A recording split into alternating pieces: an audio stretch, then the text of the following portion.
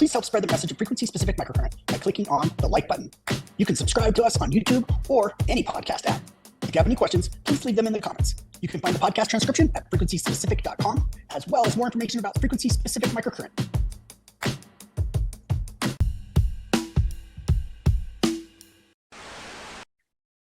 There you are. I'm here.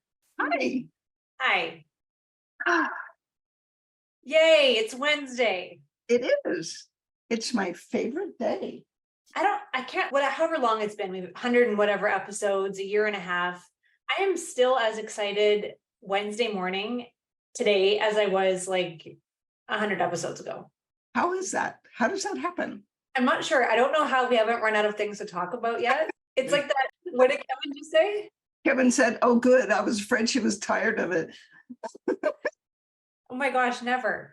And it's just so funny because it's like when you're newly dating somebody and you're excited and there's always stuff to talk about. And then after a while, you get into that zone where you're comfortable, but like I feel like we're still in like the newly dating. Like this is still exciting.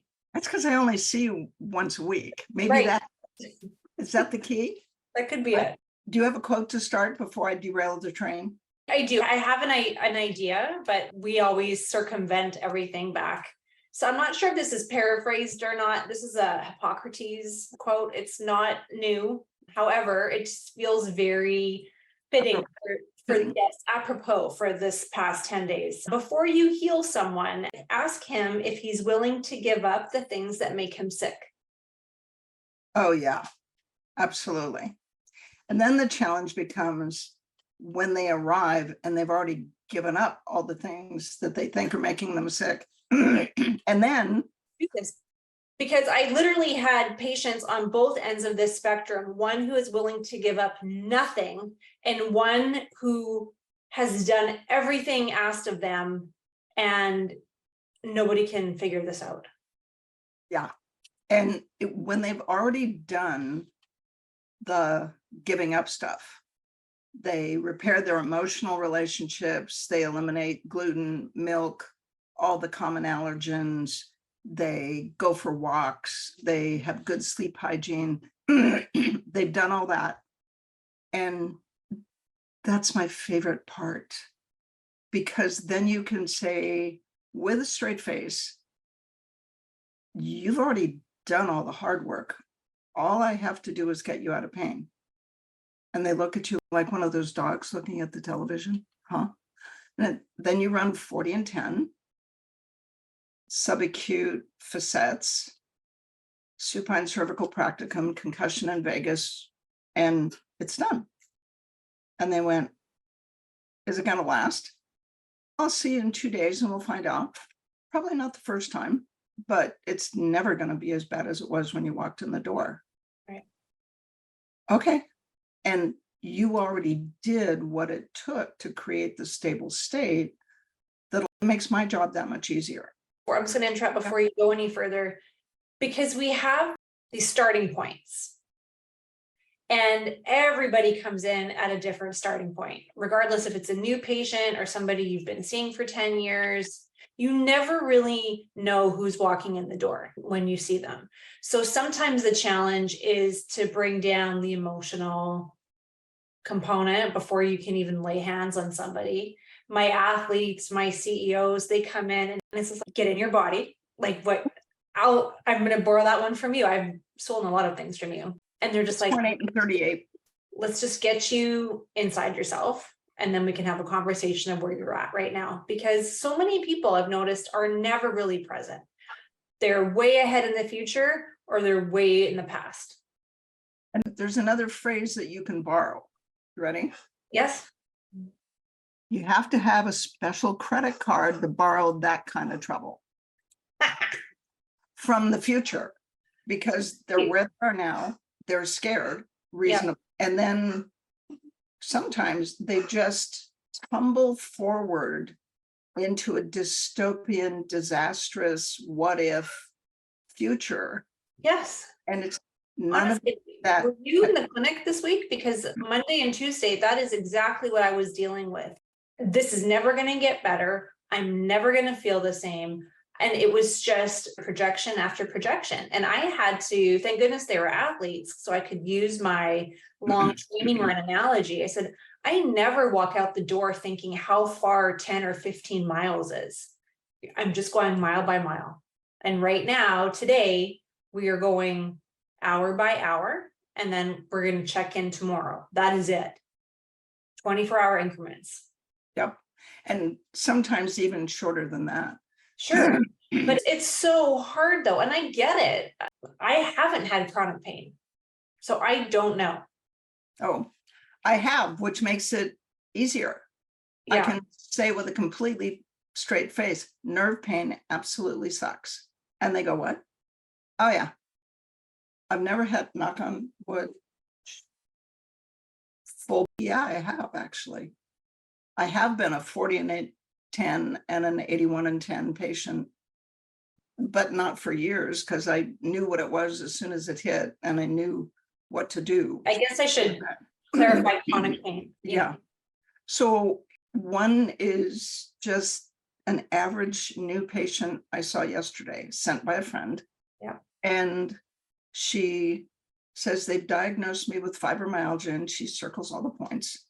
And that she complains about anxiety. Well, that makes sense. And not dizziness. And so I have my little algometer and I tested the tender point. She had all 18 tender to 2 to 4 pounds per square inch pressure. And the objective diagnosis for fibromyalgia that indicated central sensitization was 11 out of 18 tendered to less than 4 pounds per square inch pressure. She had all 18. And okay, so in my head was like, she's just a 40 and 10. But she'd had endometriosis. They told her she had myometriosis, where the endometrium had grown into her uterus. So they did a hysterectomy.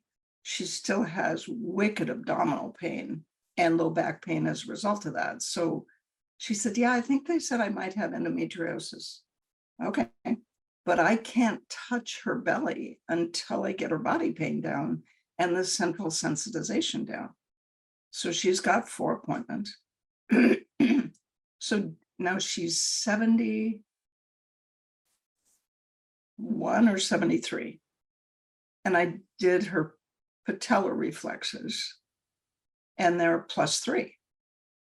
By the time you're 65, your patellar reflex should be a +1, and you should not have an Achilles reflex. Can you explain the plus just for the lay people? Yeah. So reflexes are graded. +2 is when they hit, let's say, your knee with the little hammer and your foot goes out about that far. +1, it goes. So it's just less than, Yeah. it's just Yeah. a little twitch. It's Yeah. not a regular twitch.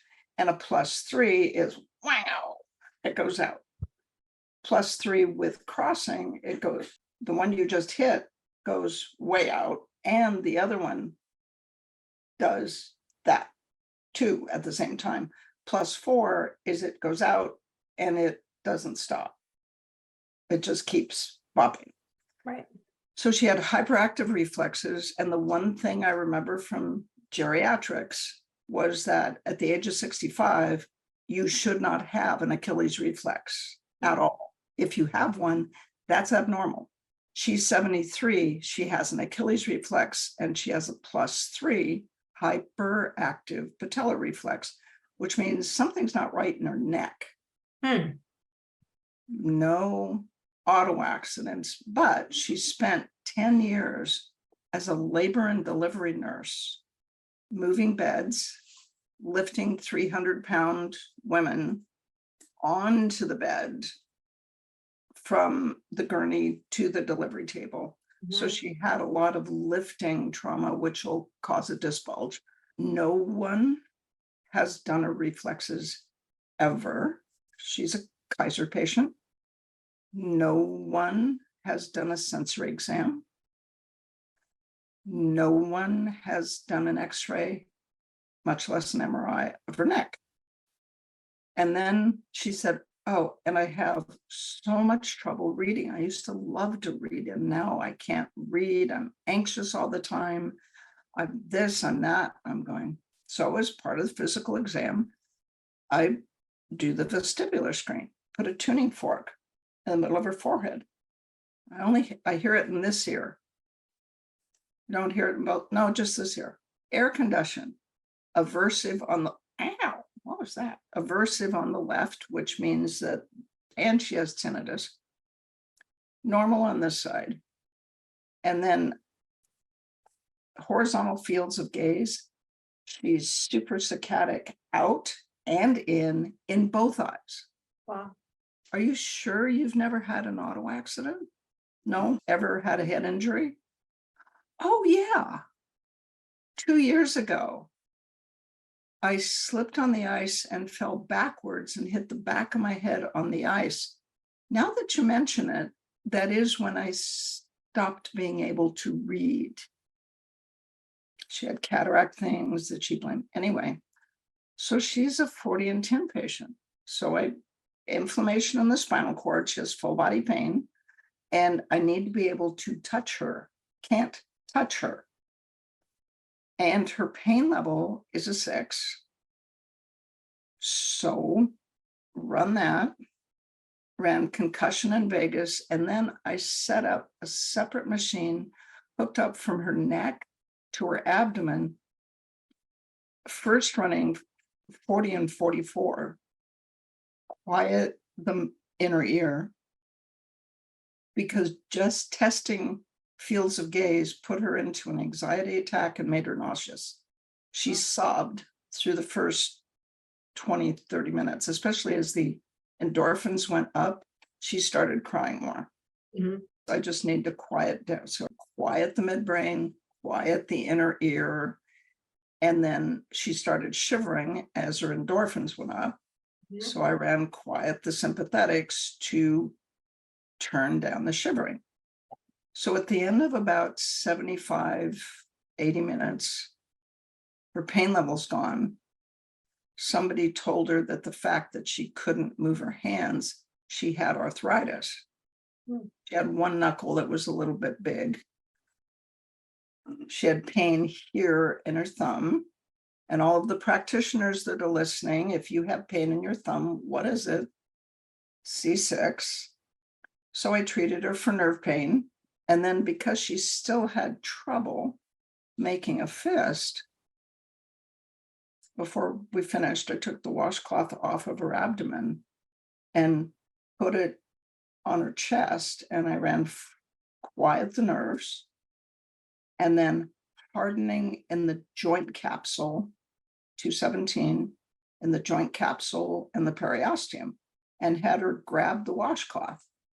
Right hand, make little scrunchy things, left hand, make little scrunchy things. Oh, that's easier, but ooh, this hurts. Now, for the practitioners listening, this is bending her fingers. The nerves, she was hypersensitive in her whole hand. So the nerves run clear down to the end of your fingers. If you bend your finger, what are you doing to the nerves? You're stretching them, right? So the last touch, the sprinkles on the top of the cupcake, were scarring in the nerves. Squish the washcloth. I can move my hands. Mm-hmm.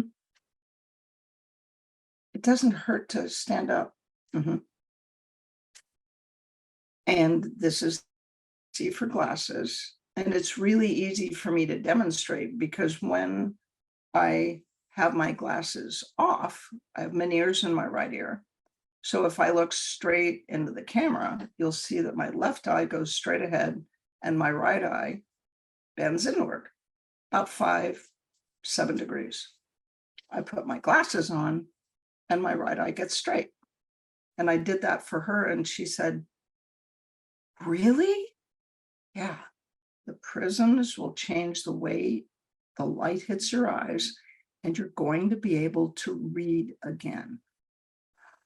Okay, And then you tell them it's going to last any place between 2 hours and 2 weeks. No way to tell. When it comes back, it's not going to be any worse, but you're going to mind it more because it was gone. And if it worked this time, there will never be a time when it doesn't work. Or if it worked this time, it will always work. And it's okay if you don't believe me. And that was it. It was just like the classic 40 and 10 patient, fibromyalgia patient with vagus nerve dysfunction, central sensitization, and an inner ear injury, all thrown in the mix. And it's all in the core.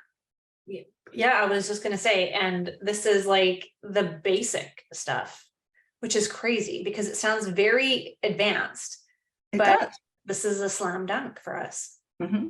And for those of you who are core students who found the core painful, this is why the core is 5 days. I don't know how to send you home with nothing to give this patient. And you were treating the straight up 40 and 10 fibromyalgia patient forever, but adding in the vestibular screen, adding in the vagus nerve, that's what closes the case on this so much faster, because you would get so much improvement with just 40 and 10, but then there's those other little pieces. But she'd still be having an anxiety attack because we did fields of gaze, and she's still super centrally sensitized. So I did 40 and 89 quiet the midbrain by itself for 20 minutes. And then I did the inner ear. It's funny, I was redoing slides last week and I feel very Carol-esque redoing slides because it means the course has evolved to the point where you have to change things. And I like that. Change is good, right? There's that saying, what's the 4-letter word that starts with an S in therapy? Same. Oh. It's not the swear word, but you never want to hear same, right? You never want to hear no change. Like I'll take, you I'll make take worse. Wait, yeah, absolutely. I'll take that 100 times over no change. So I was redoing the motor patterning stuff because it started with the whole wipe and load started at 4084, 4092. It doesn't work without 4089. I've tried to take shortcuts. It doesn't work. The midbrain has to be on board with the new changes. You have to have a patient that feels safe to move. And it's non-negotiable. So if there's one slide in the advanced that says follow the spark. And you go peripheral nerve, spinal cord, medulla, the little branch to the cerebellum, but then everything ascending and descending from everywhere, sensory cortex, visual cortex, sensory motor cortex, everything from everywhere goes through the hippocampus, through the midbrain, through the limbic system before it gets down to the body or up to the rest of the brain, everywhere. And the limbic system does not negotiate, and it never forgets, and it doesn't negotiate. And then I love your phrase, it just needs to take a nap. We just need to give it a little rescue remedy, a little chamomile, and it smells some lavender. It's going to be fine. No, really it is. 40 and 89, and after about 10 or 15, depending on how young they were when they were abused, how much trauma they had, what's happened between then and now, either around this injury or just in their life. Yeah. And you run 40 and 89 for as long as you need to. And in this case, we also ran TTH, sure. Tendency to have bad stuff happen. And she had a belief system that made TTH make sense. Gotcha. It was, And at the end of 70 or 90 minutes, she's all fine. I'll see her Thursday. And it was easy. That's great that you can say that. It's weird that we can say that. Yeah. It's totally weird. I have an even weirder one, but I'll say that. Yeah. I want to spin backwards a little bit with circling back to my quote about, and you've always said this too, like you can't want it more than the patient. And I don't really live in that world because of the athletes. They are chomping at the bit to get better. So I absolutely, sometimes you're the cheerleader and sometimes your job is to pull back on the reins because you still need to be respectful of healing. We always want to make sure healing is going in the right direction, but it's hard when somebody is in an 8 out of 10 in pain and then you bring it down to a 1 and they want to absolutely do everything. And I had this conversation with this patient who had so much anxiety around the improvement because they're like, it feels better. I have to go clean my house and I have to do this and I have to wash my car and I have to take the dog for a walk. And I'm just like, no. I said, I get it. You want to take advantage of the fact that you're not in pain, but this is not a party trick. Have the same conversation that you say. Since we made such, and I'll use different verbiage, I'll say we made a good dent in the pain today. I'm really confident if we brought the pain down that much after one treatment, we're going to continue to have results. But doing too much too soon is going to undo everything. And I always warn people, I'm a teacher. So you're going to find out why you have this and what it means and what we're going to do to fix it. So somebody comes in with hand and arm pain and 40 and 10, and you press along the anterior, you do the reflexes, they're wonky, I think is the technical medical term. And they don't have a cervical MRI, but you press along there and you find the 5-6 and the 6-7 disc bulge. And their pain's a 1. Yay, now I can go. It's no. You have a sprained ankle in your neck. In order to keep this and that gone, we have to let this disc heal. Amazing concept. Nobody ever talked to them about why they had hand and body pain. And here's the thing with the sprained ankle in your neck. So how else would you describe a disc bulge to somebody? It's not a herniation. Yeah. Babinski's negative. She still has upper reflexes. It's not surgical. It's just pain. Well, just pain. Anyway, here's how you're going to do that. When you lift something up, it pushes down on that disc. And if you think of the disc as a jelly donut with the annulus as the donut and the jelly being the biologic equivalent of battery acid, if you lift things, it's going to squish the jelly back out towards the little hole in the donut that's making your hands and your body hurt. Okay. So that means you don't lift anything more that weighs more than a gallon of milk. And when you lift a gallon of milk, you keep your elbow at your side, you get close to it, you pick it up, you bring it to your chest, you take it to the counter, you put it down, all with your elbow. But I have to lift, no, I have the magic word. It's not that you can't, because people don't want to can't. Mm-hmm. It's not that you can't, it's that you're not allowed. I am not allowed to mop the floor, wash the windows, vacuum the rug, bad idea.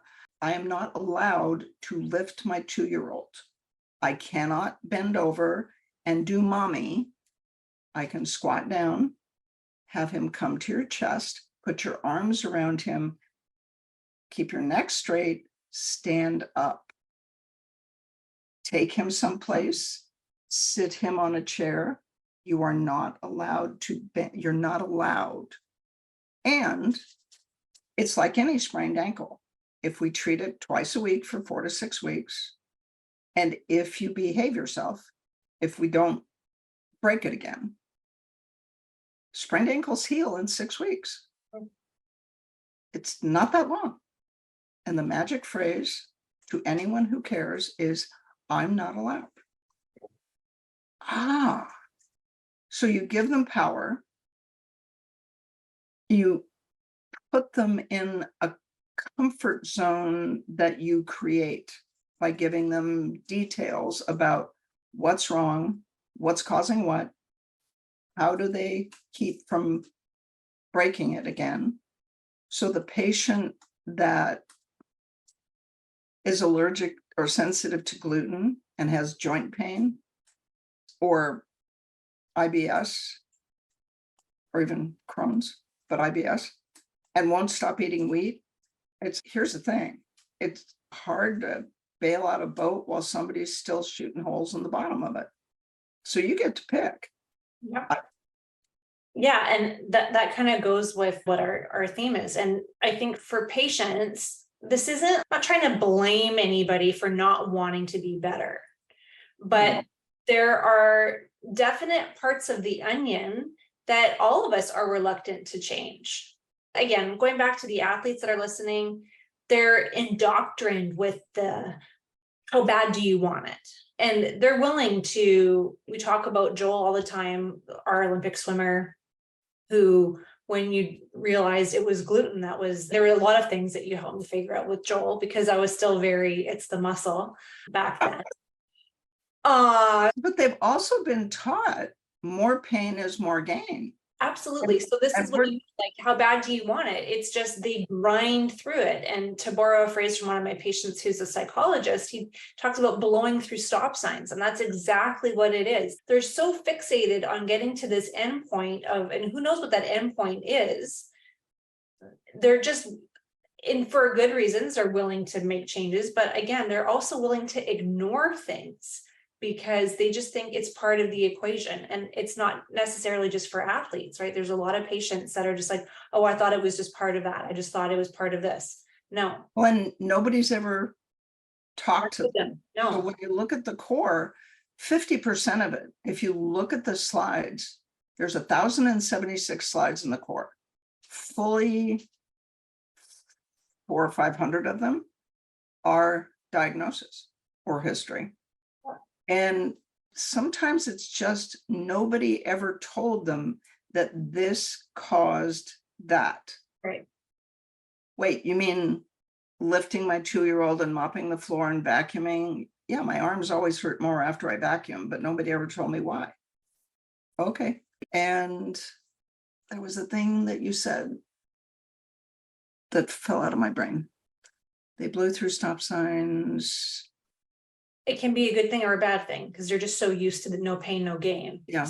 It was funny. I had a total 40 and 89, almost an objective measure for somebody who had a big history of shoulder trauma, dislocations, tears, and has the quintessential anterior bicipital pain. Right. And is so confused that I'm treating subscap. And they're just like, I don't get it. Because it doesn't hurt there until your thumb is in there. I'm like, exactly, because when we hurt our shoulder, and I'm explaining, we bring everything in, things adaptively shorten and scar. I'm explaining scapulohumeral rhythm, that the humerus cannot physically abduct without the scapula rotating. I swear it probably started with the subscap to begin with. Yes, and this is exactly, I don't know how you do that. You get into my brain and then you say it about 30 seconds before I'm about to say it. It's how we roll. Has there ever been a time when that didn't happen? No. And it's so cool when we treat people together and you can do that. But anyways, yes, to your point, when we're again talking about the shoulder, the asymmetries that tend to happen because of the subscap being adhered first, which is why the shoulder got so injured or dislocated or tore, because that scapula couldn't move to begin with. Exactly. So as we're taking apart the scar tissue, easy peasy lemon squeezy, now we're in the part where we're doing the exercise re-education. There's almost like atrophy on that shoulder because they are so afraid to move it. And you can see when that patient is out of pain and they're going through the range and their eyes get really wide and they stop where they used to stop and they pause. And it's so funny. So as a practitioner, I'm like saying, can you go a bit further now? I'm like, oh yeah, I can, because they're just so used to stopping where they were safe to stop. They would stop a few degrees before the pain would start. Yeah. So it's really interesting to see it in real time, and then running 40 and 80. Let's try it again. Run 40 and 89. And they're just like, no hesitation. Exactly. It's amazing. How fast it works is just mind-boggling. It is. So this is from the advanced. So for those of you that haven't done the advanced yet, I'm really sorry, but this was fascinating. And it talks to mileage. So 7, 8 years ago, when I spent a couple of days at Cleveland Clinic, we had a girl who had a Pons stroke. Now, when you look up the Pons, I still have to look up in my neurology book and see what it says, but she had a Pons stroke. Now, the Pons is where the facial nerve and the trigeminal nerve come from, right? That's from the Pons. And this girl and her Pons stroke, her hands were like this, and she was completely spastic, like rigid. Okay. And I ran 81 and the Pons, increased secretions in the Pons. Her hand opened up, the shoulders relaxed. The PT was able to gently range her shoulders, basically clear down to her lats. They were able to range of motion. Okay, so that's the mileage part. I did that one time. And we know that the trigeminal nerve comes out of the Pons. Those are the two data points. The patient came in on Monday. His history was, I got COVID vaccine in my left arm. And immediately after the vaccine, the side of my face went numb. Okay, everybody who's been to the advanced, what does the trigeminal nerve do? It's sensation to this part of your face. In his case, it was only the lower two branches. Okay, that means there might be something going on in the spinal cord. But over the next 3 to 6 months, his body and his hands got stiffer and stiffer. And he says when he wakes up in the morning, he looks like the girl at Cleveland Clinic. His hands are like this, his arms are like this. And when he walks in, he's 61, very athletic, no medication, no medical issues, no nothing. The healthiest adult human I know. And he walks, there's pain in his hips, his knees, his shoulders, his elbows. The muscle tone is normal. So when you squeeze his quads and his adductors, I was looking for 81 and 10, increased descending inhibition. Muscle tone is all normal. Pain in his right hip, big complaint. Range of motion in the right hip, external rotation, internal rotation, flexion, completely perfect. There's nothing wrong with the joint. Palpation, push as hard as I can, nothing wrong with the bursa. And he walks like he's about 90. Okay, we have frequencies for those 6 viruses.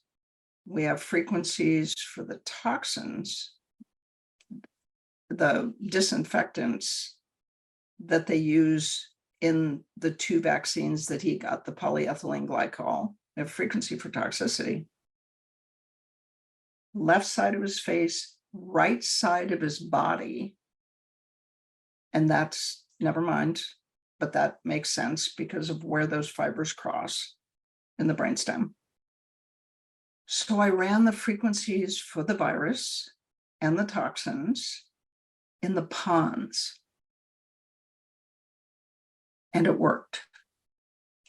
Yeah. It used to be an investigational frequency until the stroke girl, Right. and then the little eye came off. Yeah. So he walked completely normally. It lasted until the next morning. And then he came in to see me the day after that. And we did it again. Same result. When it came back, it wasn't as bad. And he said, I've had it for 2 years. And it's been getting progressively worse. So maybe it's going to take some time. But he already took himself off gluten. And he said, I'm really bummed because it helped. But to be able to manipulate the nervous system like that, that's nuts. And I did 40 and 10 or 81 and 10 at this also, because I just hooked him up neck to feet just in case. I don't think I did the viruses in the cord, but I might have to do that because it's part of that pathway. And again, it's always going one step backwards, forwards. It's going one step, some direction, and figuring out, well, why did it get like this in the first place? Because it's one thing to just identify what's happening and where it's happening, right? What is happening and the tissue, pathology tissue. And we got lucky because the minute that he got the vaccine, Yeah. the left side of his face went numb. First, he had this bad, funny taste in his mouth. That would have been the polyethylene glycol. Right. And then his face went numb. And then over 6 months, Yeah. the contractures happened. So that was a good clue. That was the starting point, is the answer is always in the history. Yeah. And the left side of his face was still numb when we started. Wow. And at the end of the treatment, it was mostly better. And that held. So there was patchy numbness in this branch of the trigeminal nerve. This was normal. And then after the second treatment, they were both normal. Interesting you said that. I found that historically, numbness, when it improves in that first treatment, stays improved. I have all these magic markers that I draw on people all the time. The washable ones that kids use. I use it for landmarking. I'll use it for taping after. I just love showing patients like what's happening. So when it comes to numbness, like I'll circle it and then treat it for a little while and then do the pinwheel, do the sensory, do whatever. And oh, wow, it shrunk. Redo that circle so they can actually see it going down. But I've found, like I said, historically, once it goes down to a certain level, it's not like they come back 2 days later and it goes back to that. It stays in that area. Something we do between the frequencies and the current, something we do changes the nervous system or the nerve itself. Yeah.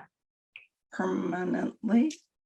Yeah, I know you're so tentative of saying that, but that's just what it does seem to. You can't throw out the data because it doesn't match your model. For good or for bad. We have a couple questions. I don't want to forget about them. First one says, friend has been recommended gallbladder removal surgery, allopathic diagnosis in December. A red flag is going up for me, recalling stories of domino effects from this sort of procedure. Is this something where FSM can help? In December. So you've got a couple of months to work on this. You can try. My family has a history of gallbladder disease, and they used to sell bile salts. So my understanding of gallstones may or may not be correct, but it's a imbalance between bile salts and cholesterol, and it makes stones. So you use the frequencies for gallstones, that's in the core, way back in the visceral part that I blow past because you're not going to remember it anyway. You work on the gallstones. The one thing to be careful of is if the gallbladder is infected or if it has parasites. Because what we do to relieve the pain is inflammation, congestion, then work on the gallstones. Okay. If you can get the gallstone to dissolve, and I can't remember, there's that thing they do with lemons and then oil and whatever. Let's not do that one, because if the gallstones are big enough and you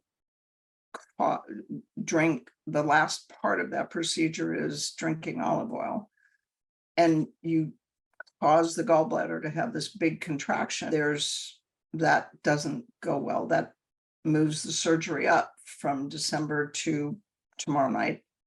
And so you can treat it. I had my gallbladder out. It's no big deal if it's done right. My guy did an open procedure instead of laparoscopic. The laparoscopic ones can be problematic. There's less recovery because you only have these two little things. But I had a patient that had a 5-centimeter gallstone that filled the gallbladder, and the surgeon went in and took it out laparoscopically anyway, and ripped the common bile duct and tore the fascia off the bottom of the liver. So that was a mess. Minimize fat and look up what you do to dissolve gallstones. I just use digestive enzymes with bile salts in them. Do you know anything about that? No, I've only treated people who have had their gallbladder removed, and that was one of my case studies many years ago, was dissolving the adhesions, and they were having the metal reaction to the clips. So lots you can do post-surgical if that's the way that they go as well. So yeah, there's that. Notice that a friend has psoriatic arthritis, is taking same medication that a GI has recommended for my son's Crohn's disease. Humira, which I believe is a TNF blocker. Does FSM block TNF in the same way? we have data that says 40 and 10 reduces TNF alpha by a factor of 10 or 20 times. Humira, I can't remember if it's antibodies to TNF, but it's an immune suppressant. So that's how it's being used in Crohn's, is to suppress the immune system. Psoriatic arthritis, the same way. In my world, if they weren't on Humira already, you'd turn on the vagus. In Crohn's disease, you'd check them for gluten sensitive genes, HLA-DQB1, 2, 3, 4, 5, and treat the belly. And then try and avoid the Humira, but that ship sailed. The challenge that we have with all of the immune suppressants is the incidence is that you need TNF alpha and interleukin-1, right? So when you read the package insert for Humira or any of the immune suppressants, the patients are more susceptible, air quotes, cancer and infection. I've treated a lot of transplant patients and patients who are on immune suppressants, and you can turn on the vagus. Yes, you don't treat the immune system because it is not normal. It's like you just stay out of it. You can treat the gut. You can treat the skin. FSM is not a substitute for Humira. At least I am not comfortable saying that. In something simple like psoriatic arthritis and Crohn's, depending on how severe the Crohn's was, what started it, Was it a parasite? Was it food? Was it food poisoning? Where did it actually come from? And I have to go back in time. That's not like treating a transplant patient. They don't use Humira in transplant patients. Transplant patients are a different class of immune suppressants. It really depends on the patient's willingness to read the package insert. The patient can come to you with a desire and say, I want to get off this drug. Can you help me? If they say that, you have a path forward. And the patient's driving the bus and you are just filling the tank and putting air in the tires. Yeah. Yeah. So that's a complicated question. Let's read it out loud. Are you reading Carrie's? Yes. New client coming in with crunchy low back and neck, no fooling. Severe burns over 94% of the body when a teenager, working on her neck and back. What can I run in the background besides the usuals? Oh, okay, fine. Carrie, the thing is, when you say severe burns, I'm thinking full thickness burns over 94% of the body. So concussion and vagus for sure. And central sensitization probably, but the body stiffness. So the burn patients we've treated, FSM has worked effectively for full thickness burns to increase range of motion, have not successfully or did not successfully deal with the phantom limb pain from the nerves that were destroyed in the skin. Some of the body pain that's caused by the nerves, cutaneous nerves that were burned, that's like phantom limb pain in your skin. So I would try 40 and 89 instead of 40 and 10.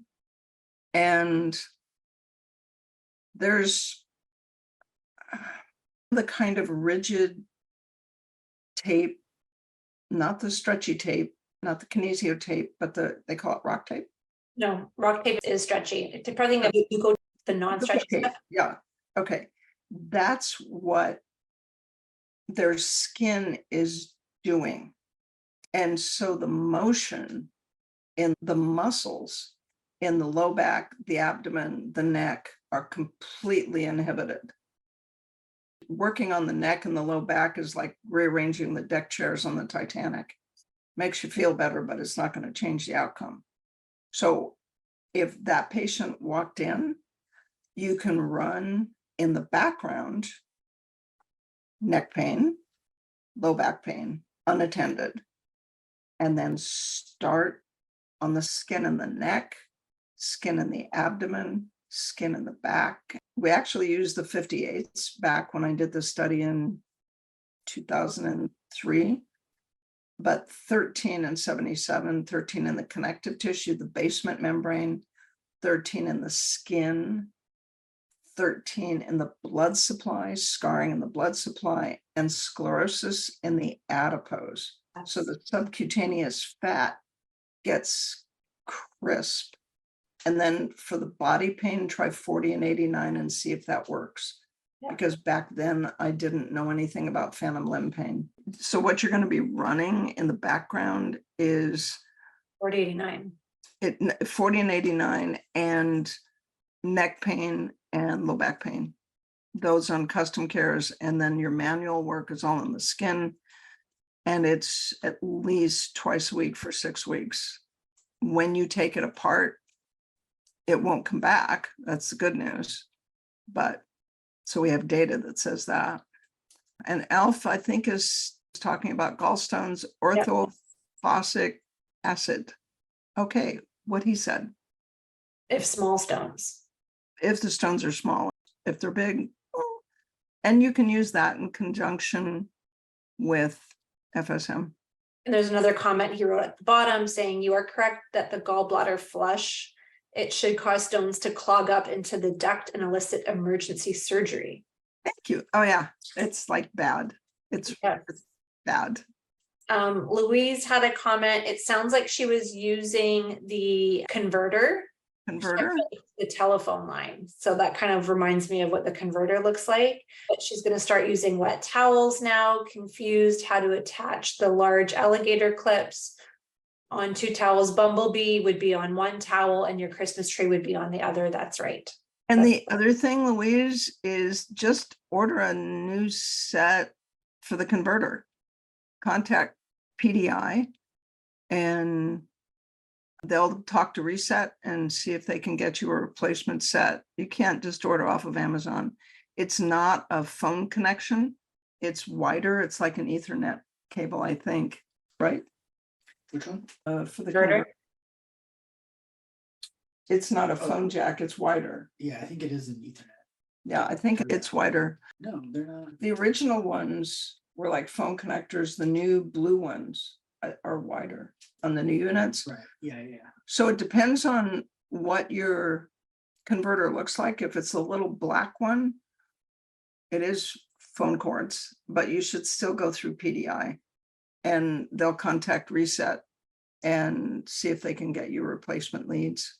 That's not unusual. Yay. Okay. Oh, one more on the bottom. Okay. Patient with bilateral kidney transplant, old kidneys are still there, but disconnected from blood supply. Any Yep. frequencies to avoid, complains of joint pain and stiffness, has 1 knee replacement, is easily fatigued, no other exotic symptoms or complaints. Okay. The other thing is find out what immune suppressants they're on.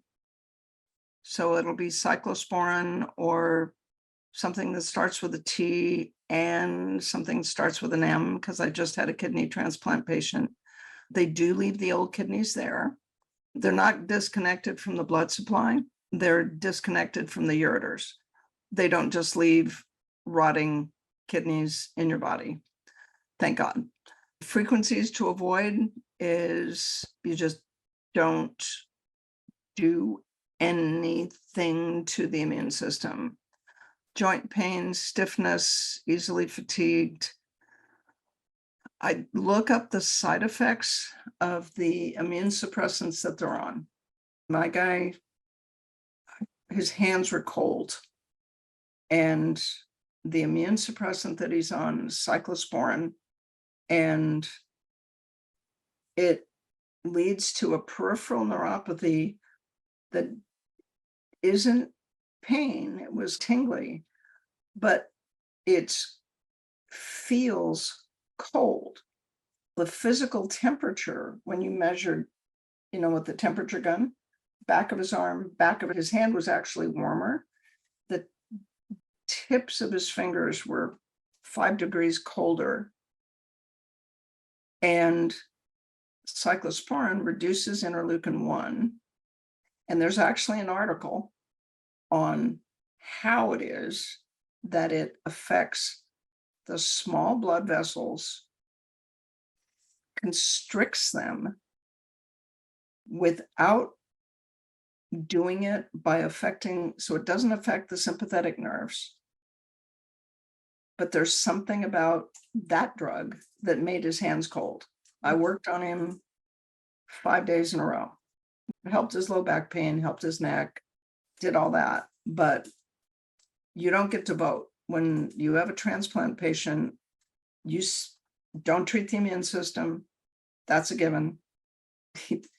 Best thing I did for him, he came in with his pain at an 8 in his low back. He said, oh my God. He said, here, let me show you. And he dropped his drawers and he's got shingles at S2. Just lay down and then we'll talk. So we started treating him right away. And because he's on an immune suppressant, I had him call his doctor and get on acyclovir because he's on an immune suppressant. They are much more susceptible to infections. So we treated his low back and his neck, and I treated the capillaries in his fingers. But honestly, I need to have an in-depth conversation with a pharmacist. So if there's any pharmacists listening, call me to find out how it is that reducing interleukin-1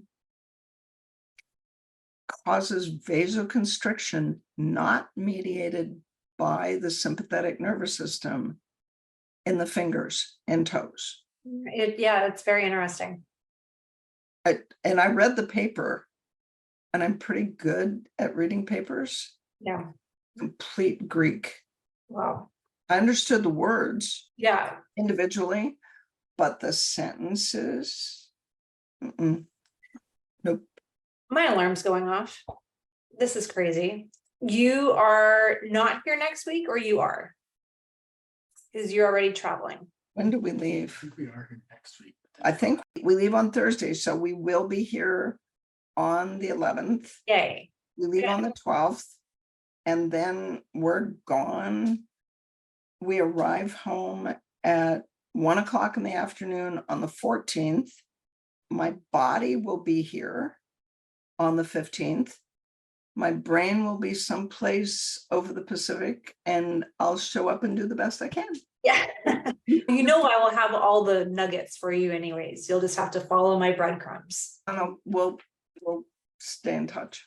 Yeah, of course. But you're here next week anyways. Here So next week. we have some more questions and comments and stuff, but we'll pick that up next week. We had some emailed, so that was on my list. Oh, wait, there is. Yikes. Do you want to Oh. get one quickly, or we can, I took a screenshot so we can save it for next week too. No. Oh. Knee replacements. All right, we'll pick that up next week. Okay. Yeah, let's do that one next week. This is one that we can actually dig into a little bit. Yeah. Okay, then. Perfect. We'll see you same time, same place next week. Thanks, everybody. Bye. The Frequency Specific Microcurrent podcast has been produced by Frequency Specific Seminars for entertainment, educational, and information purposes only. The information and opinion provided in the podcast are not medical advice, do not create any type of doctor-patient relationship, and unless expressly stated, do not reflect the opinions of its affiliates, subsidiaries, or sponsors, or the hosts, or any of the podcast guests or affiliated professional organizations. No person should act or refrain from acting on the basis of the content provided in any podcast without first seeking appropriate medical advice and counseling. No information provided in any podcast should be used as a substitute for personalized medical advice and counseling. FSS expressly disclaims any and all liability relating to any actions taken or not taken based on or any contents of this podcast.